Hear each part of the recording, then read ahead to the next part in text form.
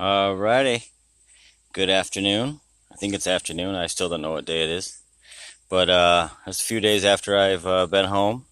Just thought I'd give a little highlight, little gear kind of review thing of the what really worked for me, and um, that's it.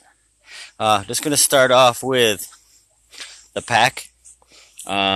This is a Travers 70 or a Travers Zero because the 7 ran out. Anyway, from REI. Um, did me well. Still stinks. Still got the kid's picture on it. Still got my tag on it. Number 156 at Amicalola, 199 at Harper's Ferry, 239 at Baxter State Park. So anyway, only two things that I didn't that I would change about this is the straps slipped when they got really wet, so I had to like tie my waist strap in a knot. But other than that, I think that's a good pack. It's got a little worn. There's a lot of love on this thing, but it's a good pack. All right, now on to the other stuff. So yeah, just gonna demonstrate a little bit of what I had to do for the pack because it was the straps loosened up. Is I had once you tighten them up, they would slip. So I ended up having just to tie this in a knot, and it would keep them from slipping.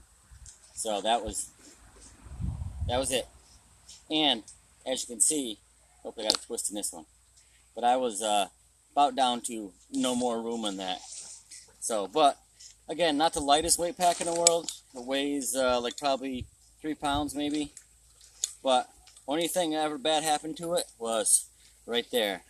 A mouse chewed through that in the Smokies to get to one of my granola bars or protein bars or whatever it was. But anyway, just going to go through a couple of things here that were part of what worked for me. And I got to remember, I did not go lightweight.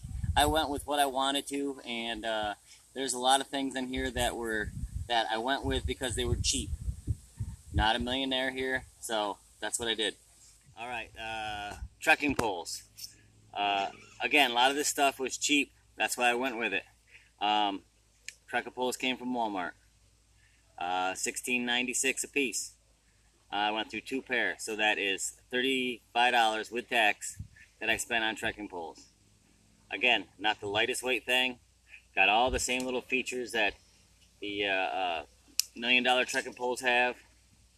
I just went with the cheaper ones because my price range is somewhere between cheap and free. Anyway, done with that. Second thing, Darn Tough socks. These are the 2 pairs that I started the trail with. They're the 2 pairs that I ended the trail with. I did go through my Injinji liners. I would trade off the liners, but that is the second set of liners that I had on the trail. The first set, obviously, this is the second set. The first set I replaced when I got to when the wife came down Waynesboro, Pennsylvania that weekend. Next thing. But yeah, going back quick, these they got a little stain. They got to get washed again.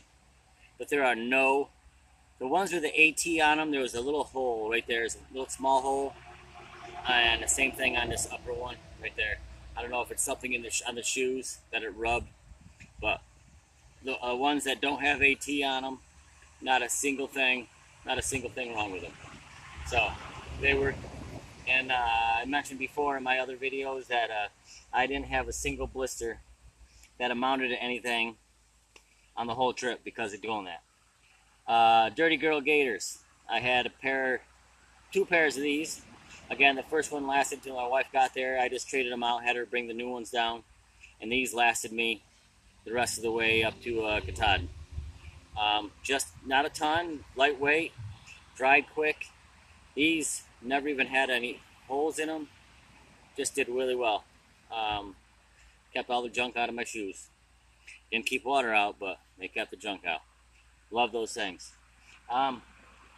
Headlamp, again, I think I got this thing at REI. A little Pezzle or whatever the name of that thing is. It's got the white, 3 levels of the white light and red light. Again, I think I changed the batteries twice in this thing. Once because I left it on, not because it did anything wrong. I left it on in my pack and it killed the batteries. But that was it. You guys probably remember seeing this in my videos. This is what I picked the blueberries in.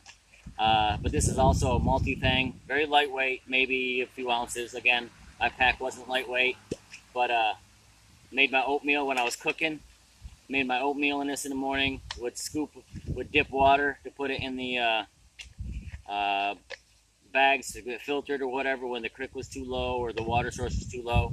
Sealed nice. Again, I think I got this from Walmart. Maybe $4 or $5 if that. Insulation is good. Before they blow away, I'll grab these things. Before I left for Georgia, I saw other people do this and it actually worked out well. I'd only grabbed 3 of them, but I ended up doing 5 of Ziploc baggies with the duct tape around the outsides. These are 3 of the 5 that made it all the way from Georgia to Maine. So those things were worth it. These are the 2 bottles, the 2 Smart Water bottles that made it all the way from Georgia to Maine. A little beat up. They're a little gross right now because after I stopped putting water in them for the past week. It's been a week since I summited. That's kind of crazy. 10 o'clock last Thursday, I was on Katahdin. Now I'm home doing projects. Yay! Anyway, water bottles made it all the way from Georgia to Maine. Smart Water. You owe me on this one. Okay. And you guys know I always had my old bandanas on. These were from the SA company. Sailfish. I think they're out of Florida, I believe. But I had a bunch of them. This one I think that made it the whole way. These kind of got brought down to me when my wife came down in Pennsylvania. But loved them. Traded them out when they got gross. But they're simple. I bought these. They were probably, I think I bought these 8 for $25. So way cheaper than a Buff. Did the same thing. So I'm not reinventing the wheel. It worked. It worked for me. I was one of those guys who kept his AWOL guide the whole way. A few stickers here and there. Shaw's, 3 Little Pigs. Different places that we went to. But I wrote stuff down on every page just about. Places where I was going to camp. Places where we did. My resupply notes. How many miles. What I also did was I would put on here like how big of a climb it was. Over what kind of distance. Just so I knew what was coming up. Well, I don't remember how that flatland, but whatever. Oh, there's a Smokies. 6,000 feet. Yeah. It's cold just thinking about it. Anyway, 14, 15 bucks. I never had the gut hooks. I'm old school. I went with paper, and I did not rip any of my papers out the whole way there. So, keeping this as a souvenir forever. Let's see. Got rid of the cup. Sawyer.